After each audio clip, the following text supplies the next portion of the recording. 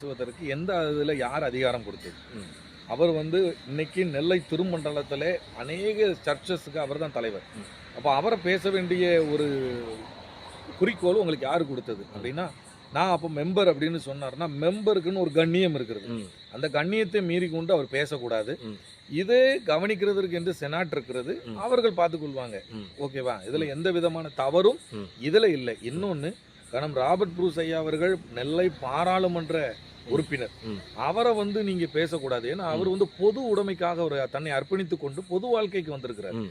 அப்போ பொது வாழ்க்கையில் இருக்கிற போது எல்லா சகோதரர்களும் அழைக்கும் போது எல்லா இடத்திற்கும் அவர் போவார். ம். மாற்று மத சகோதரர்கள் அழைப்பாங்க. கண்டிப்பாக அவருடைய இல்ல திருமண நிகழ்ச்சிக்கு போக வேண்டியது இருக்கும். இன்னைக்கு நீங்க ஆலயத்தை திறக்கிறதுக்கு கூப்பிட்டுருக்கீங்க, நாளைக்கு மசூதி திறக்கிறதுக்கு கூப்பிடுவாங்க. ம். இன்னொரு இடத்துல இந்து கோயிலை திறக்கிறதுக்கு கூப்பிடுவாங்க. அந்த இடத்துல அவர் போய் தான் ஆக வேண்டும். போகக்கூடாது, வரக்கூடாதுன்னு சொல்ல வேணும்னா ம். இது தவறான ஒரு